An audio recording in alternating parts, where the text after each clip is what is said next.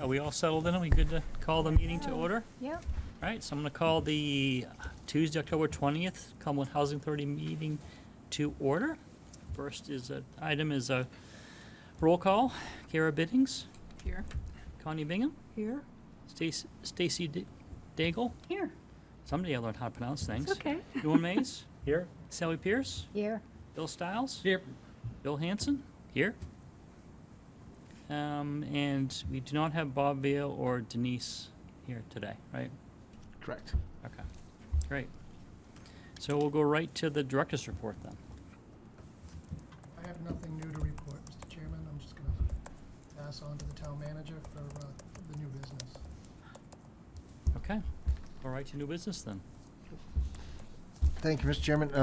What the board will find today on the second page of your packet is I brought together, I tried to memorialize as far as the recommendations or thoughts regarding the rates that you may want to consider setting and a date effective by to set them for. First and foremost, we're looking at there are two currently subsidized units that exist in there. They're both on the one-bedroom side of it. Right now, the current rental on those are at $731 for new tenants. We have existing tenants that are paying less than that, but they've been more historical rates that they've been charged based on where their entry point was. So this would, looking at in the source documentation that I used, and you also have in your packet, I used a lot of information from Maine State Housing Authority as well as different HUD rates and other areas to look at what comparable, at least I guess you could say established rates would be based on the current market that exists out there, as well in regards to current incomes that are out there which qualify within those rate schedules. So this would be looking at for the two subsidized units for new tenants, looking at $1,217, and that would be aligned with the 50% AMI for that. And part of it is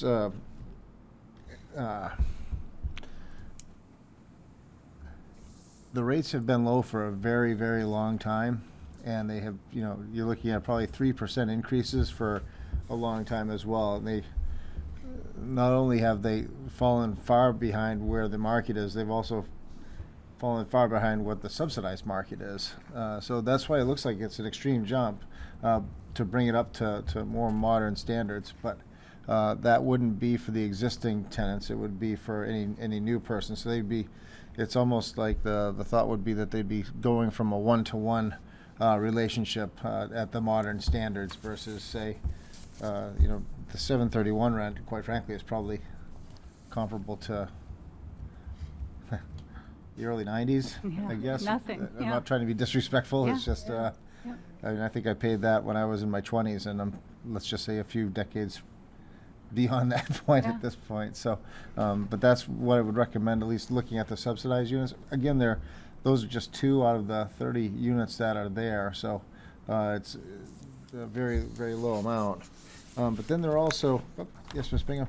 Just very quickly, would people who are eligible for those units also potentially be eligible for other assistance if their incomes were really Yes, tiny? presumably, yes. They would, I mean, not that we have to provide it, but. right, but there are other Some people areas, have. yeah, LIHEAP or other things like that they might be eligible for, because those are all functions of their income.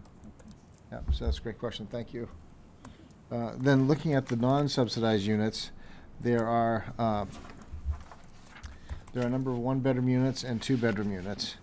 And then currently, for new tenants, they're renting at $1,037 per month for a one-bedroom unit.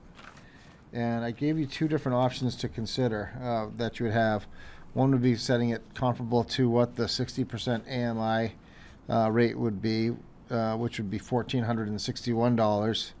Again, that's a $424 increase over what the current rates are for new tenants, and about almost a 41% increase. Again, all of these rates you find on the apartments are based on the historical and where they started at, and then with that smaller increases annually that just have not kept up the pace again with the market or inflation. Or the second option you could look at if you want to get it closer to what, as the property has no restrictions on it, to that require it to be at either 60 or 80% AMI, just putting in there for consideration because it's attractive, and you're looking at the overall goal of the property to provide affordable, safe, secure housing for folks in the market that, with tenants who add to the canvas or the overall community in a lot of different ways. This gives them the ability to stay there. But at 80%, it raised that one bedroom to $1,948. My recommendation would probably be to look at the 60% number. I think it kind of hits that sweet spot from where it is now to looking at the other end of it. I think basically $2,000 a month is still seems to me pretty stiff. But again, I'm showing, some of my age and what I look at from what the market and what I want to pay myself personally. So, but that seems like that 60% number on that really kind of hits that sweet spot as to where it would be. Again, it's a pretty good increase over what it is currently. However, I think it does put it more in the reasonable time frame or price range. Sorry. And then looking at the 2-bedroom units, currently those are renting at $1,412 per month. And then again, looking at that, with the one option would be looking at 60% AMI at $1,753, about a $340 increase or 24% increase, or looking at the 80% AMI. On that one, on a 2-bedroom unit, the 80% AMI seems more in line. Yeah. With where the market's at. It's still, I think you're looking at probably it's about 2/3 or less of what a 2-bedroom market rate unit would go for. They're in the $3,000 to $3,500 range. They have seen for nice units. So on that, I think I would probably recommend considering the 80%. And the difference between that, the 2-bedroom and the 1-bedroom, is still, it flows a little bit better from the $1,400 on the one to basically just over $2,000 on the 2. So it kind of proportionally seems to line up a little bit better. Sure, Ms. Bingham. If anyone else wants- Yes, go I ahead, don't want to Connie. do all the talking, so if someone else No. has a question. No worries. Go ahead, Connie. Let them go first. How did you factor utilities into this? Because our tenants pay utilities. They pay their own utilities, but when I looked at all these charts, utilities were included, and I didn't know Yeah, how to deal with that. yeah, it depends on certain properties. They do have them included, and certain properties they don't. We're looking at, and the town's expanding or in the process of expanding our solar field in the future, so that we could look at either including that or heavily discounting what their contribution would be towards electricity, for instance. But the heating, depending upon, right now they're oil heat or gas heat, sorry, but by being gas heated, that they do have that, which is more affordable than say if you were on oil. But does not, but these would not include that at this time.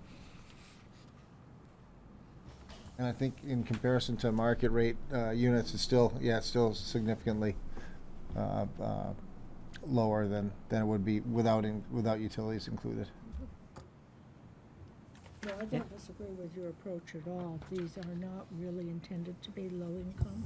They're intended to be market income, Yeah. or moderate, I think. But now I would like to let others Yeah. speak. I can't What really comments? hear you, Connie. I'm sorry. What? I didn't hear your last. Maybe if she I'm brings the sorry. microphone closer. Oh, I'm sorry. No, that's okay. I was just saying that I think that your recommendations are reasonable in that it's my understanding that these were never intended to be truly low-income opportunities for people. But I think that there is an underserved middle market. And the one recommendation I did have finally was, as far as implementation, if, when the board would like to do it, I had put in a December 1st, 25, but obviously you could look at any date for implementation. Talking with Christina before the meeting, we're not looking at any units that are turning over at the present time, so we have stable, high demand occupancy, but at the same time, we're not looking at any turnover right now, so it may be moot as far as the date of implementation. It could be, but I figured if you did November 1st, that's an awful tight window. Right. And December 1st or January 1st, something along those lines, if you wanted to start with the calendar year, or if you wanted to start at the next fiscal year, for instance, in July 1, it gives you a lot of time, and you could think about implementing them when, after the board considers rate increases for the current units that are occupied, for if there's going to be a rent increase next year. We didn't put one recommendation in for this year, so they've been static for the next, for the next 12 months, and then around that time. So it depends upon the board as far as what level and when to implement them would be. This is going in a different direction, but the 80% AMI on the 2-bedroom, on this sheet that you prepared says 2038, but when I'm looking at the charts over there, I think it's 2338 is the 80%.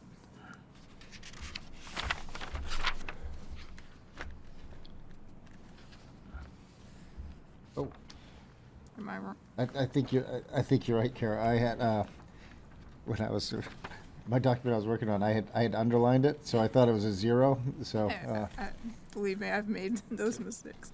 yeah, it could Okay. boost it up, but I think I'd probably stick with the 2038 Okay. that number. Those even notwithstanding that, just as I think that would be a huge jump. Other questions of the board? Norm? I just wanted to, I know that we're not looking at addressing, strictly affordable low-income housing, but just want to make sure we're clear on these maximum gross rents and the main housing rent restricted programs.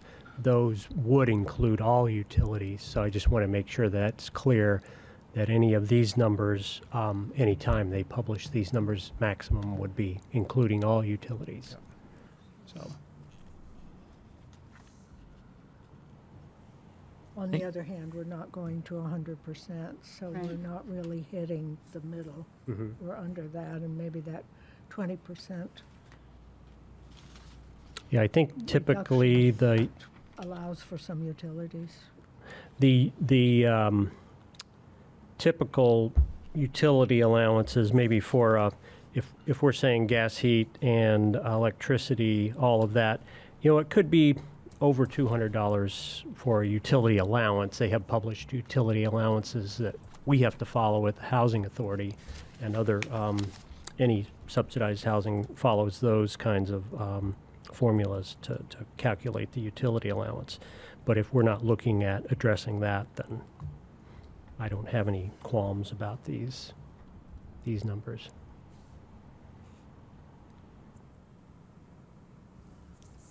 Other board comment?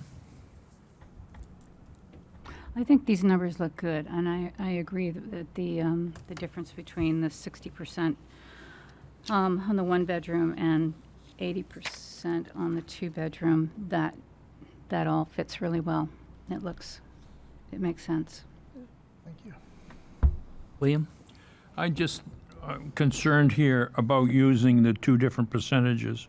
I kind of think I'd like to stick with the same percentage for each rate class rather than going 60 on one and ultimately selecting 80 on the other. So I would be in favor of going the same. Either we go the 60% route or we go the 80% route.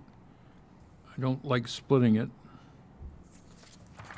The 80% on that one isn't actually 80, so No, it's somewhere in the it's middle. not quite 80, but, so I would be in favor of staying with the 60%. I know several houses around here that are being rented for $2,000, full houses.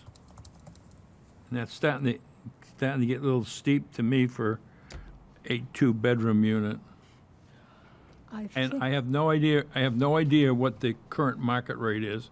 I don't know what, if we had to try and find a two-bedroom rent in Cumberland, what it would cost you, or in the local area. Some of you folks may, but I'm right out of that market. I think that historically, or in the last few years, not really going way back, we've bumped up two bedrooms a little more. They're more desirable for most folks. Most folks would choose. True. There's a scarcity element. There's a need when a single person has a caregiver living in. But for couples or individuals with two bedroom, there is a bit of a choice in that.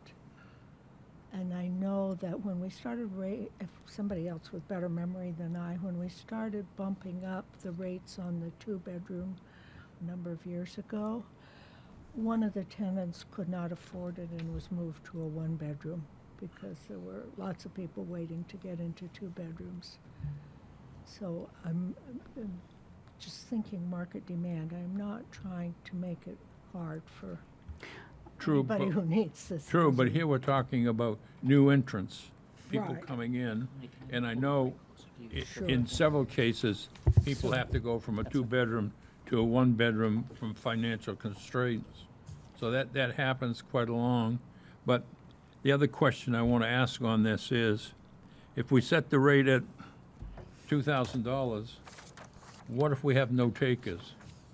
And then we can What if we can't rent them at that? That isn't going to What's happen. our recourse? That isn't go going to back and happen. look at it. I agree with Connie. Those two bedrooms are very desirable, extremely desirable, and I think that anyone who could get into a two bedroom as opposed to a one bedroom would do it in a moment. And I see the difference in costs out there. I guess I'm looking at Portland more than anything, but in a two bedroom as opposed to a one bedroom, it just skyrockets. So I agree that there's definitely, with Connie, there's definitely that's a reasonable price for a two. It's very reasonable. There's parking too, The and garages. that's a really big Garages. deal. Yes, it's an enormously attractive facility. Everything about it is top end, if you will. I guess what I'm trying to say. I guess it's, and I just see a lot of things out there that have no parking, and it's two bedrooms, and you're looking at $3,500, and you have to live on Grant Street in Portland. So I know it's believe me, I'm the blood is draining out of my face when I say this, but because things have gone crazy, but Well, that's the reality. And this property maintenance and, the lawns are cared for and the other items that, The new sometimes if you had a the new standalone rent, you'd be kitchens. taken care of Yes. as well and have an expenditure out there for that, so. And these figures are basically what relate to what GSA or Portland Housing will pay for a unit, which has nothing to do with the quality of the unit. No. They're maximums. And poorly maintained units can be rented for less if they can be found. But I think that while these aren't luxury units really, they're pretty good quality.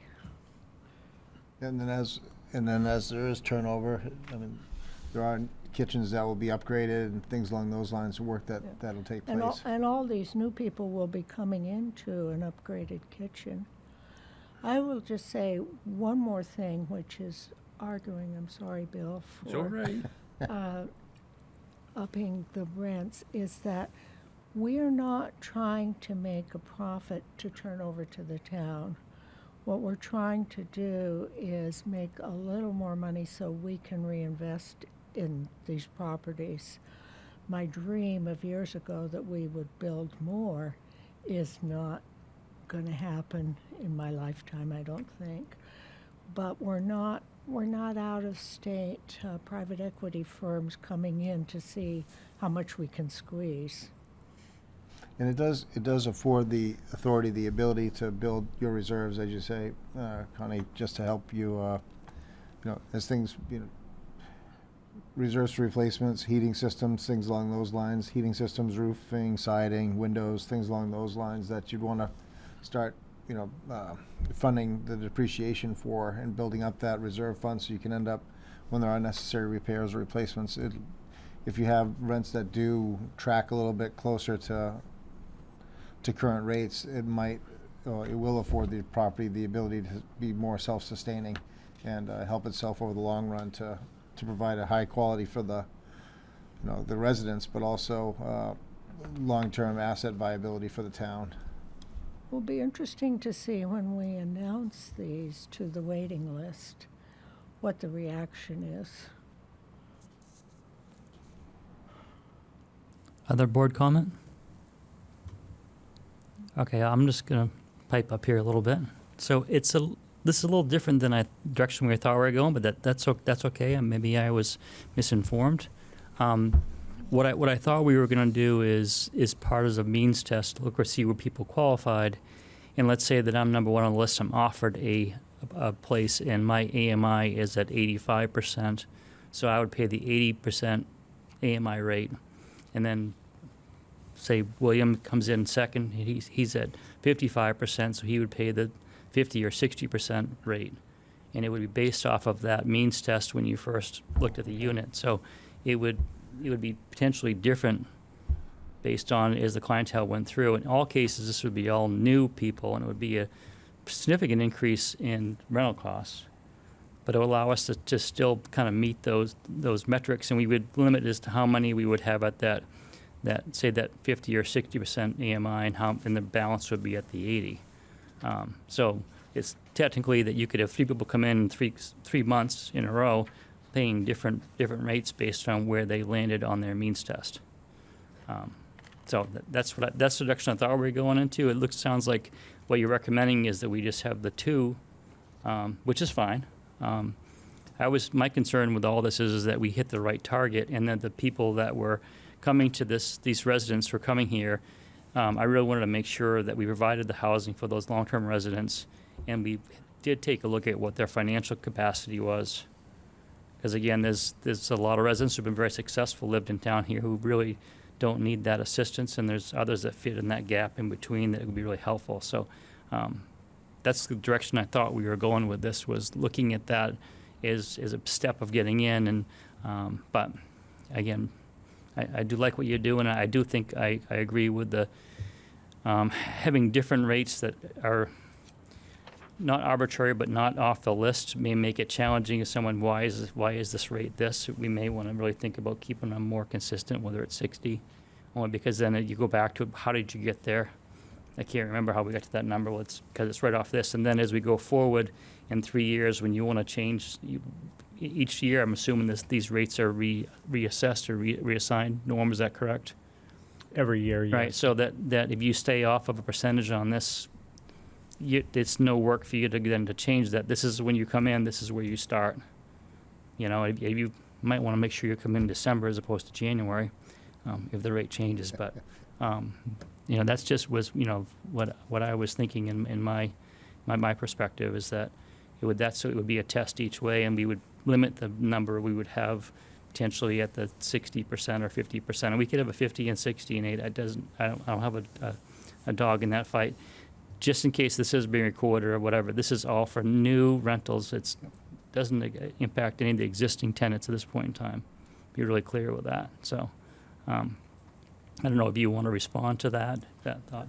The challenge, looking back at that too, the qualifying standards that you have now, plus going beyond on the asset side of it, or looking at the means testing, is you wonder how,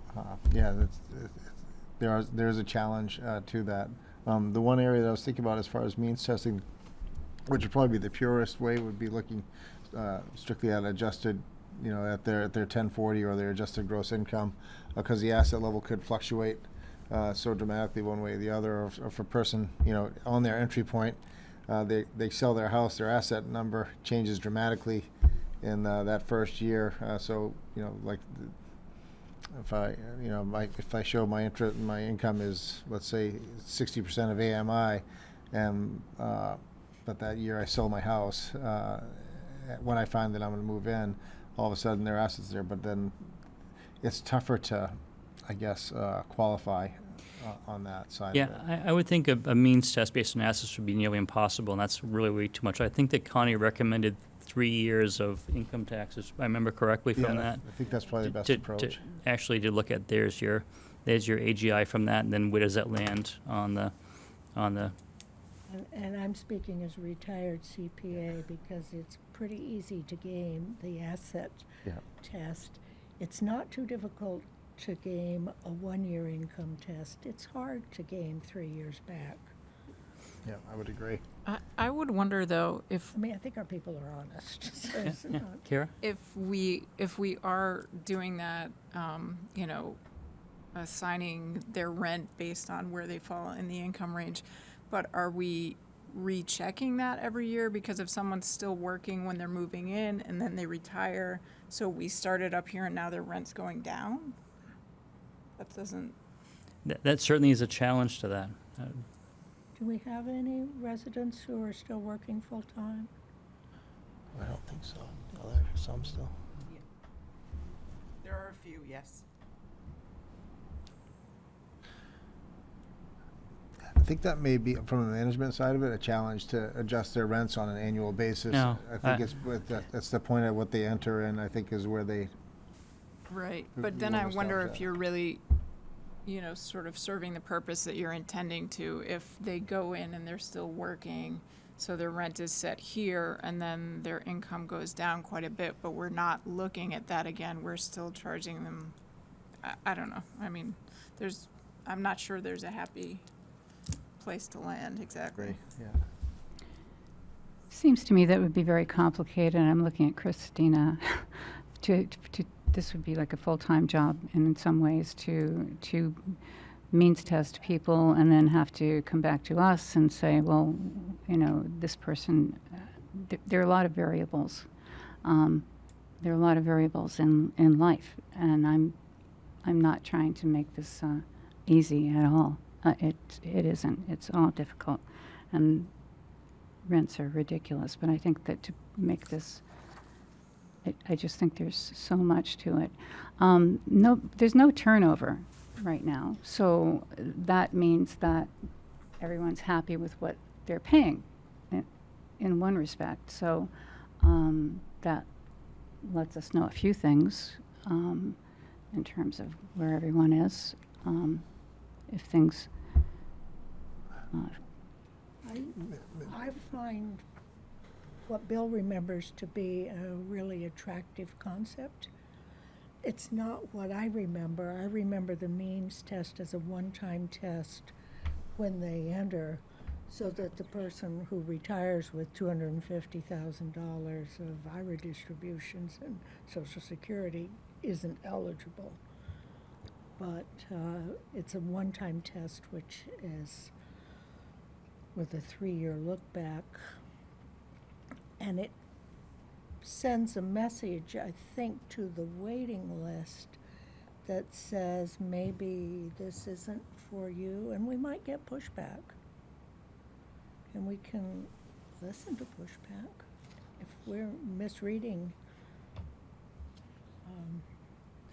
You know, I'm Do of we an age have- for this, but I don't know what any of my friends' income is. Do we have a limit on their income that would make them ineligible for one of the apartments? Not, not at the present time. Because if somebody's making X amount of dollars, should they be eligible when the next person in line is making a lot less? I think if we're going to do means testing, we should have some type of a maximum to look at. Because what is why do means testing if it doesn't eliminate anybody because of their income? So, Sally, what you're saying, if I would have paraphrased it, is a means test would be a qualifying Right, mark, and then that the Right. rates would be set at the, say, 60% AMI, so you wouldn't have to worry about that. right. So basically, that's your qualification to get in. Let's say you have to make, I'll throw up, you have to make less than 100% of the AMI. I'm just throwing that out as a number. Mm-hmm. If you make more than that, you don't qualify to be in the housing. And then your rate would be set Right. at 6% AMI at that particular time, and that was the way we chose to do it. So it's just a qualifying event, and you could look for your 3 years' worth of tax returns to verify that in those 3 years you were less than whatever number we choose, 100% AMI. So it'd be a one-time thing, and then you would land on the 60% or whatever of the AMI rental rate from there. Yeah, if, for instance, like here in Cumberland, 80% AMI is roughly $97,000. Wow. We talked about this last time. Mhm. I think that's really high for somebody in those units. I don't think those units were meant for somebody making almost $100,000 a year. But I do think, though, if you look at a rental rate at $3,000 a month from 12 months, you're quickly spending half of that money on just your rental. So it is a Exactly. lot of money today, but it's certainly not what it used to be. 5 years has changed a lot, I think, in the, excuse me, the picture of rentals, income in the world. So I agree. I would dare say sounds that like a lot. a lot of the people that live there now don't make close to $97,000 a year. I think you're right about that. I think a lot of them are living on Social Security. I think I'm thinking about our experience with the affordable housing 60,000, complex, which was 700. partly for elderly people and partly for working people. And we found we were targeting, say, teachers, nurses, police officers, not bankers. And some of those folks, especially some of the teachers, said, hey, we might fit those income limits the first year we're teaching right out of school, but we're quickly over them. And so I think that when you're talking about two-income couples especially, it's if they have jobs with Social Security and pensions, and now municipal employees will have both, which they didn't used to have necessarily, that their incomes might be higher than you think. Whereas the person who worked in Cumberland had a small business, single earner household, has since retired there, has a lower income. But I don't know. I mean, I'm not a demographer. And your But I'm thinking back to the, we don't want to disqualify our entire waiting list. if you may want to consider, the 60% also is roughly $73,000 as well. So if you just one thing to think about, if you wanted to establish two different rates, or if you wanted to look at as far as rent at 60 or the 80, you could look at it that way. Or if you wanted to say, you had the max to qualify to live there would be at the 80%, and then which would be the 97,120, but the 73 is probably more. Talking with Chris and Christina, is probably more comparable to what current residents are looking at, in that 50 to 60% range, so roughly $60,000 to $74,000 range. Even if you made the ceiling 100%, then we would be saying to people, we want to hit the average. I don't know.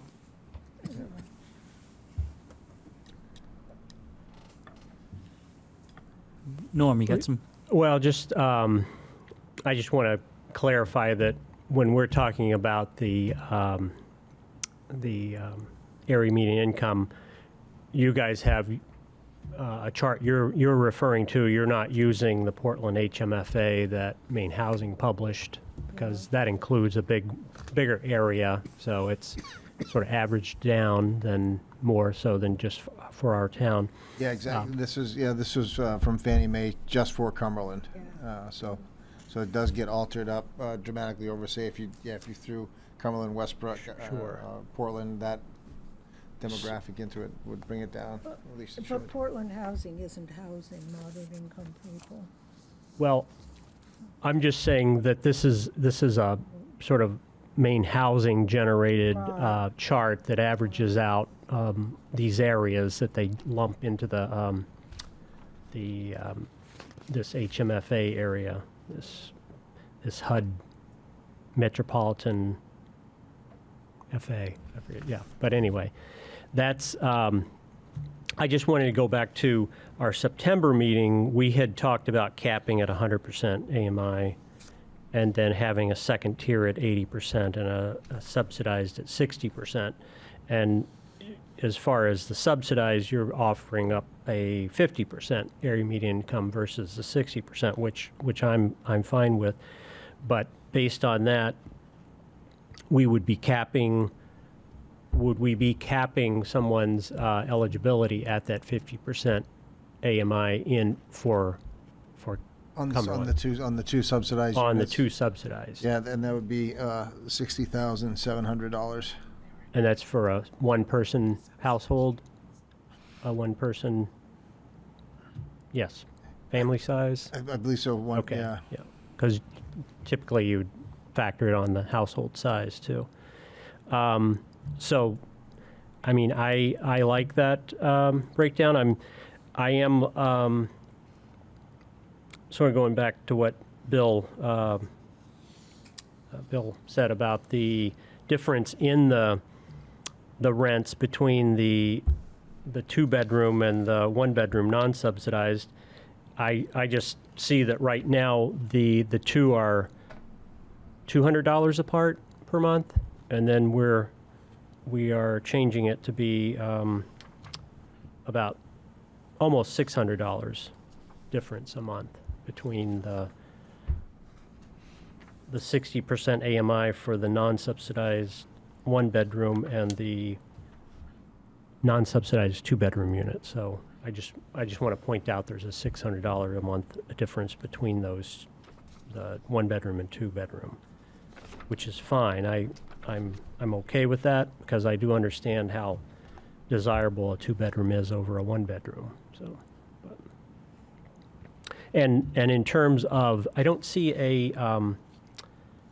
that you used an AMI means test for the two bedrooms. You sort of point out, I'm guessing this is a means test. The options reflect affordability levels for households earning 60% for the non-subsidized one-bedroom unit. That's what we're looking at. So would that be the means test to cap it at the 60% AMI for those units? That's what I was thinking. But then I think the 80%, at least you would have that option to have a higher earner being able to qualify, and that would be, at least we have tiers that people are not going to be completely locked out of these units if they earn at 80% at least area median income.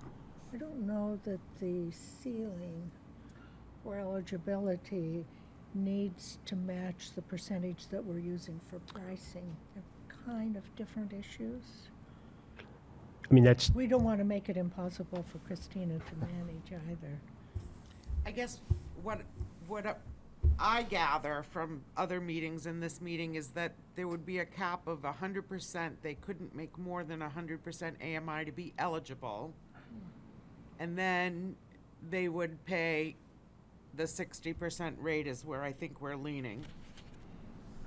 For whether it's the one or the two, they'd pay whatever the 60%. So the one bedroom would be the 1461, and the two bedroom would be 1753.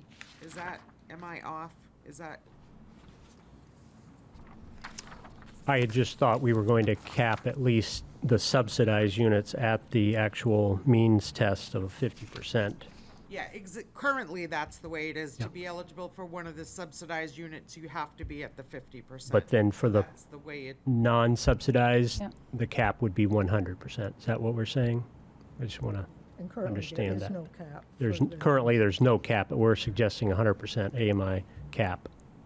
for new tenants. But somebody new who tenants. doesn't make that much money would still be eligible for a one-bedroom at 60% of comparable rents, which is not a bad deal. And if they said, no, I really need two bedrooms because I've got a lot of craft projects, that would be their option.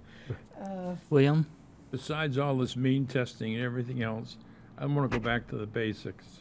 The rents that are currently being charged don't change, correct? Correct. So Correct. all we're really talking about is new rents that are gonna come up in the future. So a lot of this means testing and all this stuff you guys are bringing up are not germane. We have to determine what the new rates are going to be, and it's been suggested in 3 different situations. So we need to make a choice to go with the recommended increases that the town managers come up with, or come up with our own. And I think we're spending too much time talking about other stuff than just determining what the rates are going to be. They've done the work, I think they've done a great job, and I think the only real choice here is we go 60 or 80% on the regular rents. And these are just for new tenants. This is just for new tenants, so we don't have to worry about the other tenants. The other tenants there, and it doesn't bother her. She's gonna charge me the $100 she charges, I didn't mean to bring that up. Every month, without having to change or go back and do a means test on everybody. We're just gonna keep going. Now, going forward, with the new rates, you can throw in the means testing. Correct. And I think we're ready to vote on this myself, so I You want to make a motion? Could we go back for a second? would put it back into the chairman's hands. But Stacy? So we're saying that a one-bedroom apartment will be $1,461 moving forward, and a two-bedroom will be $1,753. Is that correct? I guess my question is, are we then dropping the idea of if they're, 60 or under, they pay the 60%. If they're closer to 80, they're paying the 80%? Well, we're just talking about current Oh. rents, which aren't going to change. Okay. What they're paying now is what they're going to be paying. Let me see if I can't, I hear you. exactly what you're saying. So I think we have dropped the idea, at Okay, least so as it's going to be proposed. 60 And again, or I'm 80. going to ask for a motion here in a minute, but as our discussion's gone on, it sounds like the plan would be that there'd be a cap to be eligible to be in the housing units. And then the non-subsidized unit would be at an AMI rate that the board shall decide. And that way, it makes it very seamless for Christina as new rents come in. There's the documentation, that's the document we go by. As it changes, that's the rate that it's going to change to. And then the existing rents would go up on a percentage that the board were to elect for increases year over year. So, And there are no vacancies and any expected vacancies coming up, so these may not even matter in 2026. Right?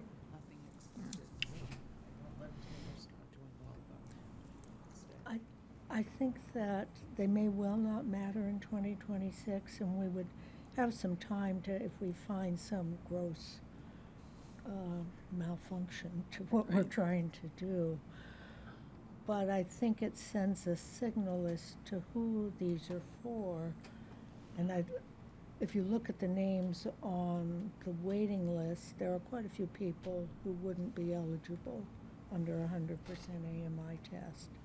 And they may well be making other plans anyway, but they deserve, if they're sitting there just sort of monitoring their place, and this isn't going to be for them, now would be a good time to enter into that discussion. You have to find out. Okay. So we look at the agenda. The first item was to establish a means test for new tenants.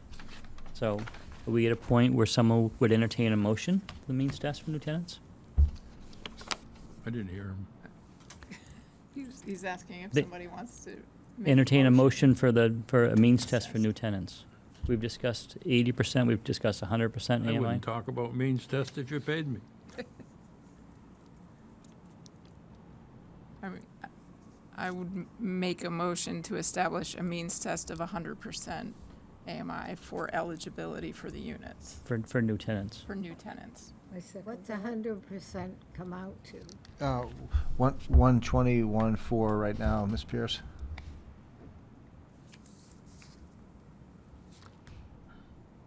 Connie has a second discussion. I just want to clarify that we're talking about 100% on the non-subsidized, or does this also, so just the non-subsidized units? Well, it would be. On any people unit you who- couldn't, Who make 121,000 a year aren't going to be eligible for a subsidized unit. Yeah, Anyway. the subsidized are currently at 50% of AMI. So we currently, but we don't have a means test for those currently, or do we have a means test that we currently use on those subsidized units? So currently, we have 3 units that can be at a subsidized rate. One of those is grandfathered and is super low. And then we have 2 at the established subsidized rate. So they would still have to be at the 100% or less AMI to move in. What I find right now, and in the 9+ years I've been here, I've never looked for a new tenant for a subsidized rate. I've always looked at existing tenants to see if anyone meets a 50% AMI means test. And I've always found a current tenant that does, and we go by whoever's lived there longest. And so I believe there are still a couple that are eligible in the future if a subsidized unit rate becomes available. They don't actually move from their unit. They just get the rate at their existing unit. Okay. Do you we remember, would were there keep- more subsidized units originally? There were more. They reduced them shortly after I started, and we're now at 3. 3 Okay. of the 30. So 10%. So if we wanted to, in the future, if we were making more money from some units, we could subsidize another unit or 2, if that's where the need in our population is. Mr. Stiles, That's you attractive. had your hand up? I'm sorry. Go No, ahead. I'm just saying there were more. I think we had 5. We reduced it to the 3. And what Sally's saying is correct. This board can do that if they want. So we would keep the 50% for the subsidized. That's not going to Yeah, change. that's sort of still the recommendation, so, yeah. And I believe you're suggesting the new subsidized rate here too, though, would be higher than what it is currently. At 1217 is what, Yeah, the rent for people moving in. for new tenants. All new, yeah, all new.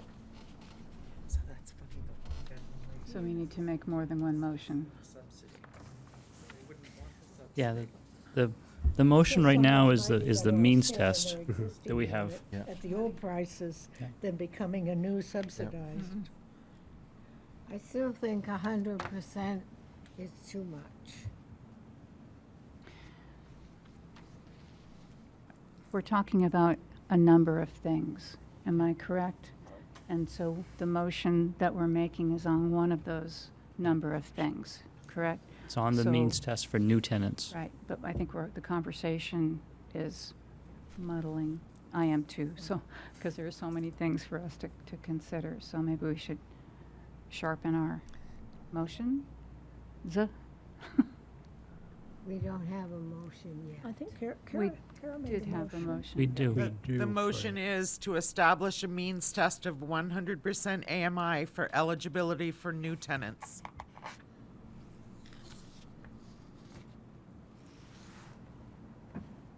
And that's a ceiling. Yeah, that's the ceiling. That was seconded, correct? It was seconded by Connie, correct? So we're in discussion of that. That is all we're talking about is Good. to be able to be eligible to be in the Cumberland Housing Authority, AMI must be less than that ceiling of 100%. Okay. Any other discussion concerning that? Okay. Well, we have a motion and a second and no discussion, so all in favor of 100% AMI means test? Opposed? Okay. 2 opposed and the balance in favor. Okay, so the second item on the agenda is to approve rental rates for new tenants. The manager has proposed a 60% for the single bedroom and a nearly 80% for the 2-bedroom is the proposal. We had some discussion about that. I think the discussion was either to have them be the same percentages or to stay with the manager's proposal. I don't know if I could have a motion for setting the rates for the new tenants. I'll make a motion.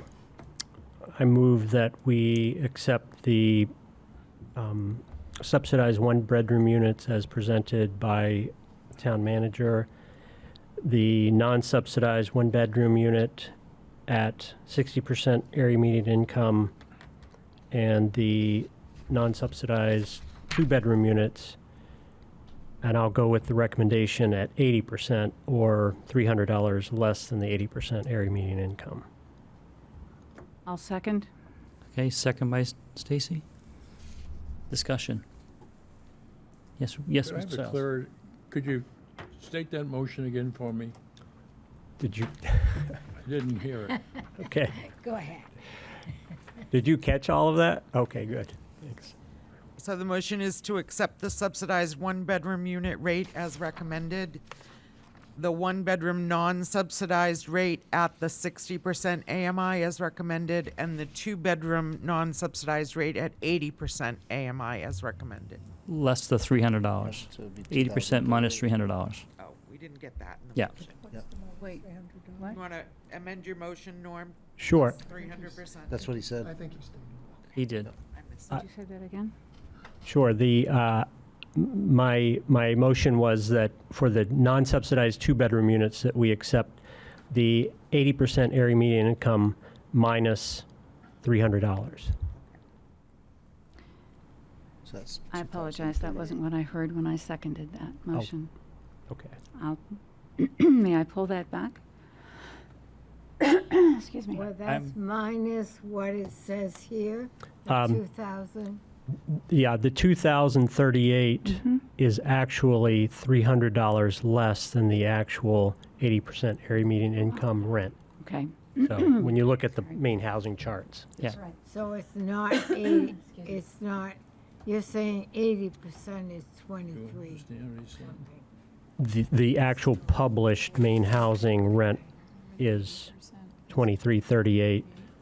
The manager recommended $300 less than that, so, I So understand. it's I'm gonna sorry. be- Oh, that's So That's as not- he proposed. as okay. proposed by the city It's manager. not utility That's why he's related, doing it's the just 300 because there was an error in picking Yes. up a number from a chart. And he wants Yes. this. That could confuse things in future years. What's the 300 about? Thank you.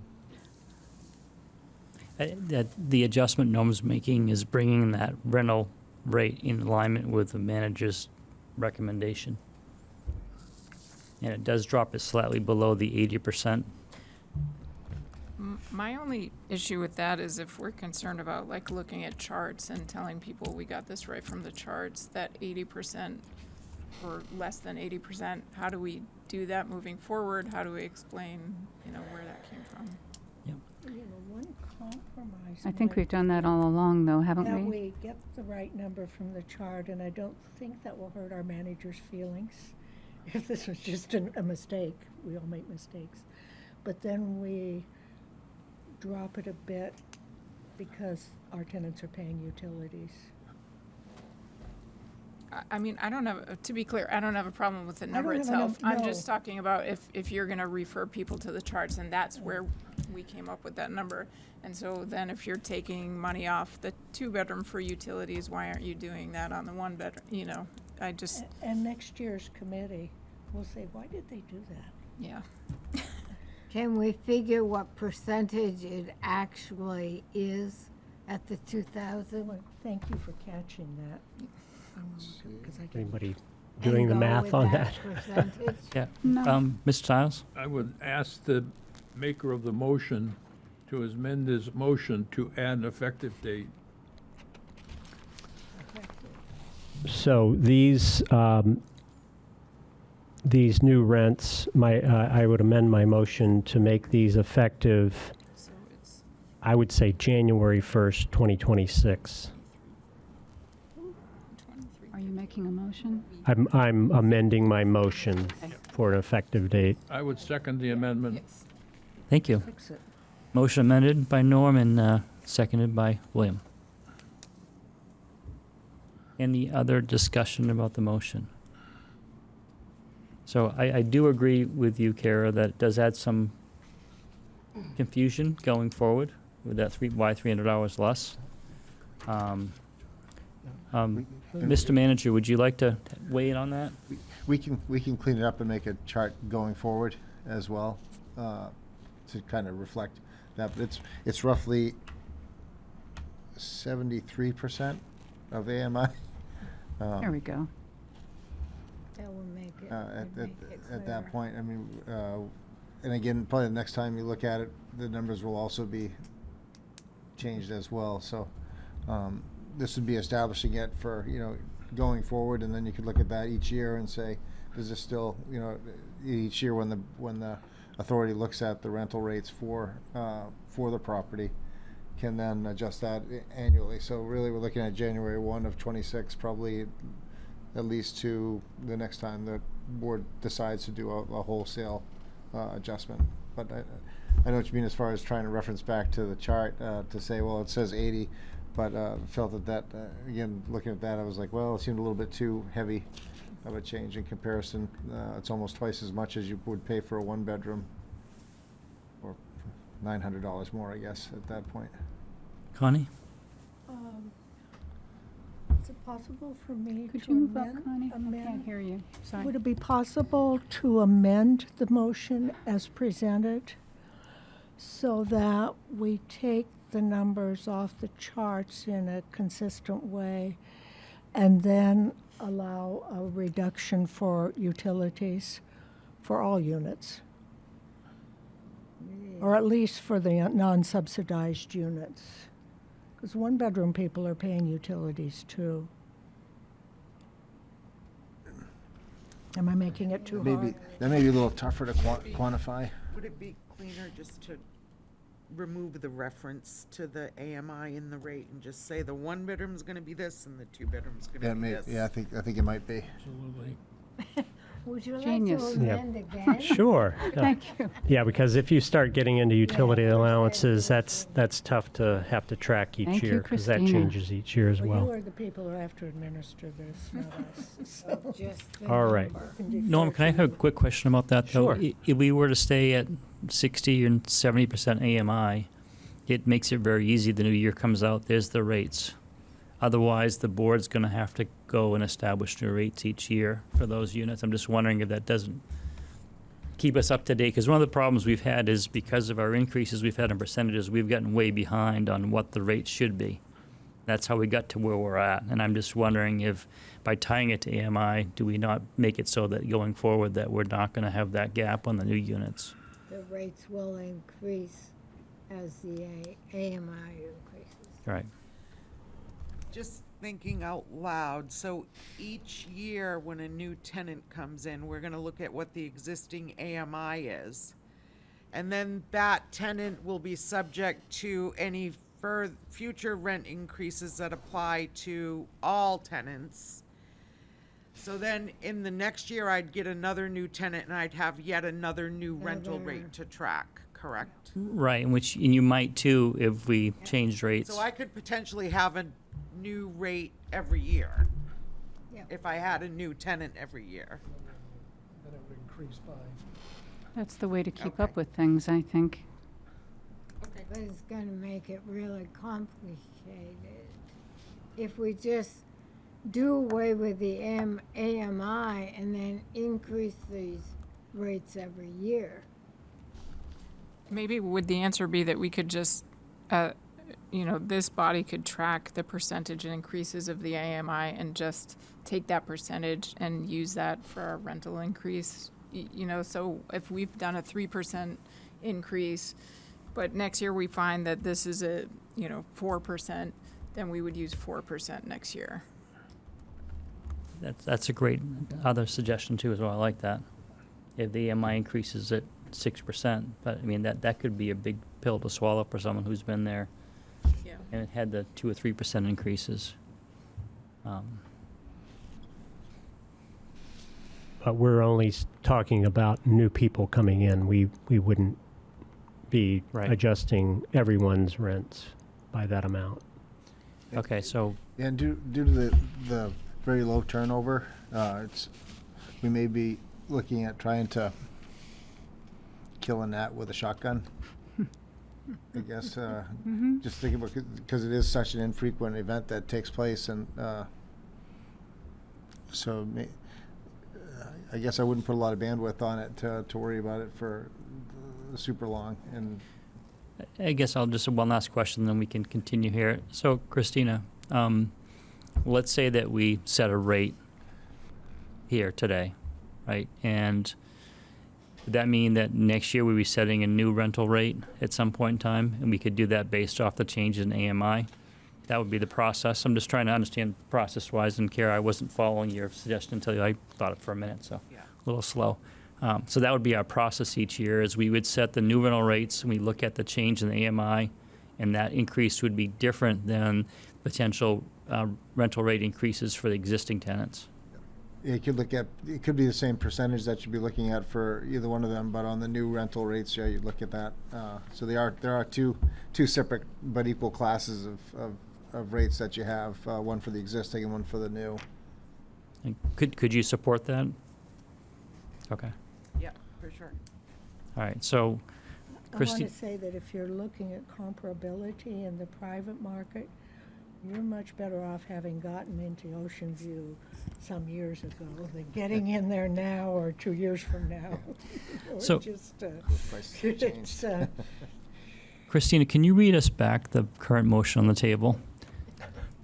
Thank you. So I believe there was talk about further amending this motion, but I do have, That didn't happen. with the amendment to add the effective date, I have to accept the subsidized one-bedroom unit rate as recommended, the one-bedroom non-subsidized unit rate at 60% AMI, and the two-bedroom non-subsidized unit rent at 80% AMI minus $300.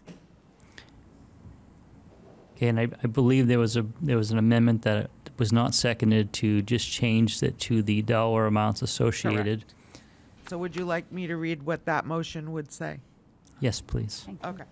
So to accept the subsidized one-bedroom unit rate at $1,217, the one-bedroom non-subsidized unit rate at $1,461, and the two-bedroom non-subsidized unit rent at $2,038 to be effective January 1st, 2026. Fantastic, thank you. So we've had Is that a the motion? yes. That is the motion, and it's been seconded and amended. So at this point in time, we can go ahead and vote, I believe, if I'm correct. So all in favor of the motion? Unanimous. Great. Have we set an increase for the existing tenants? We did, it was at 0% for this year. No increase? No increase. Yeah. That was a recommendation that the town manager and director brought to us, what, And that months ago. will, that will keep up with the reserves and, okay. It should be good for this year, but next year will be a different year, so. Do we have any public comment? Or board comment too? I'm happy for board comment. Mr. Stiles? I was waiting when you got to new business. You seemed to overlook that. Well, you're correct. I went down to the sub-bullets underneath it, so, do you want to bring your item in Yes, as I part of have- board comment? I have two things. One, I understand that the wooden privacy items, whatever they're called, are being installed behind different units. Oh, the fences? And I don't know what they're called, but they're putting them in.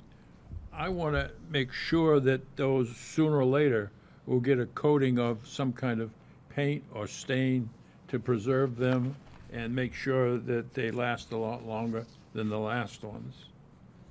And my main thing that I'd like, we sit here as a board making decisions, basically on the budget, but really have no idea what goes on in these units. I would like to see a form generated whereby each unit is inspected annually to give us an idea of the condition of the unit, any chances that we're going to need to replace something.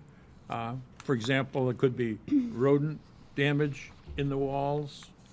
And the tenants over there don't know that. I've discovered them before over there. And unfortunately, I know a few people over there, and I've been over there, and I just feel that the board would be better off if we had this information. I know it creates more work for Chris to come up with some kind of a scheme, and I'm sure there are some of those around. Maybe even Sally has something for looking at the condominiums, I don't know. No, we don't.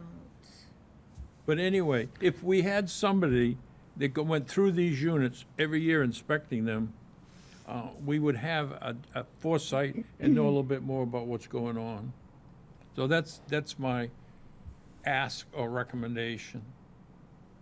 Other apartment complexes have even quarterly inspections where they say, we may be, we're coming around on 2 weeks from Monday. We may or may not come into your apartment to inspect, to make sure that all of the things that they're supposed to do, they're doing, all the things that they're not doing anything like knocking down walls or anything, if we don't do any kind of inspecting.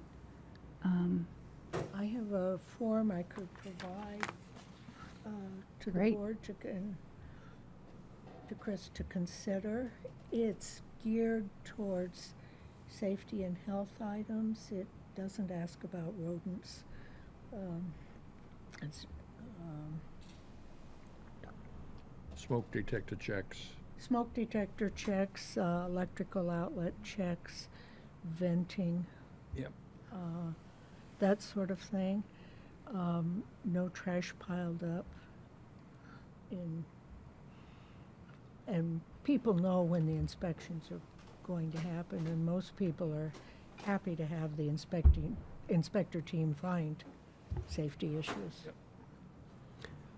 So does not need to be threatening to residents. We're not, but I could send it to you and you could adapt it as you think appropriate. We can certainly take a look at whatever you have. We're Yeah. in these apartments quite often. Yeah. We do the annual smoke detector tests. We do have a company that comes in weekly for rodents, and Oh, we just kind of address these items as we go. And if we Right. identify something, maybe possibly someone, doing something they shouldn't do, or a condition of an apartment because we've gone inside, we address it on the individual basis. But I'm willing to look at whatever you have and maybe incorporate it into our regular maintenance plan.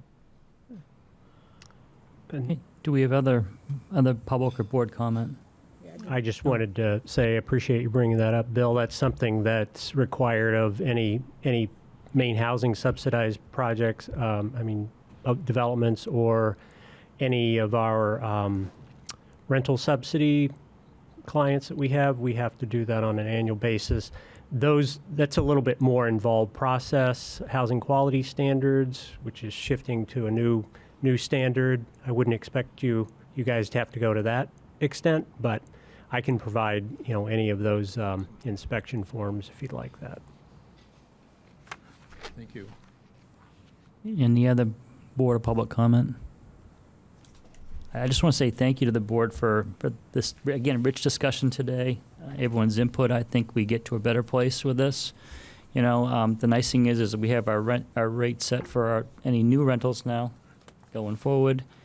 We do have, there is an income cap on the units now, which I think is set at a very appropriate level. So those are two things I think that are new that really help us out. And the system we provided, I don't think provides too much additional work for Christina, though I do think we're going to, over time, if there are turnover, you'll have multiple different rates to work on if they happen on different years. But, right now there's not much turnover, so hopefully that won't be the case in the near future. But again, thank you everyone for their time. I think it was a productive meeting. There's a lot of good Quick question discussion. I forgot, I'm sorry. Productive several months. How often should we be meeting as a committee? I just wanted to put that out there. We're meeting once a year, so I don't know. Well, that's a great, what's the board's favor on that? Norm, you want to start? How often do you think we should meet? I mean, we could try on a quarterly basis and then see if that is not enough or too much, and we can reconsider at that point. Sally? Would we have enough changes or anything to meet quarterly? Where the rates are already set, we wouldn't have to look at those or anything. I was thinking there might be new information if someone did vacate, and it might be an interesting conversation. I don't know how much turnover there's been in That the would 3 be a years that year I've from been. now. Well, Connie? there are other ways of We vacating. could follow the planning board, which meets monthly unless there's nothing significant to discuss, in which case they cancel their meeting. Kara? I think I would agree with Norm, maybe to try quarterly, and then if we find that there's really nothing on the agenda for most of those meetings, then revert back. That's what I meant, not monthly. Yeah. William? We started out meeting quarterly and very quickly went to a year because basically all we do is meet and talk about football scores. That's a waste of time. I don't believe you should meet unless there's a purpose for it.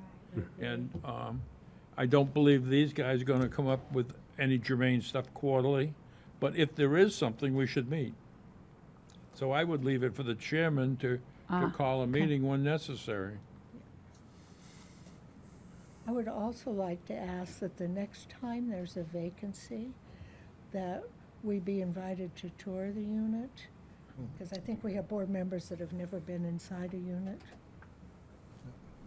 Well, I'm happy to work with the town manager and the director to schedule meetings. I do think annually is a little on the slim side. A lot happens in the course of a year, particularly when you're talking about either planning or reviewing stated conditions of the units, Chris, or reporting your 10-year capital plan. Those are nice things for that, I think, for the, at the end of the day, we're an advisory board for this. So it's nice for us to kind of see that information. So we know where you're at. So happy to be in touch on a regular basis, and we can reach out.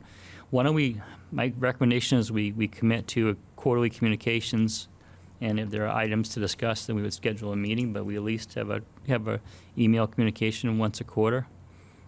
And maybe as part of that, you put your director's report in there of status or what's going on, things that have changed in the last quarter. Chris, just part of that. This is the work that's been done. The fences are up. Whatever, because there are things going on. The new contracts you've been doing. There's a lot of great work that's behind the scenes going on that you would, I think would be beneficial for us to be aware of. Yep, absolutely. Yep. Okay. I guess with that, then I'm looking for a motion to adjourn unless there's any other comment that folks have, public or board-wise. I move we adjourn. move to adjourn Mr. Stiles. Can I have a second? I'll second. Okay, Stacy, second. All in favor? Sally? Oh, Sally, I'm sorry. It's okay. That's okay. We were both running Either for it. one. It's fine. All right, awesome. And thank you folks very much.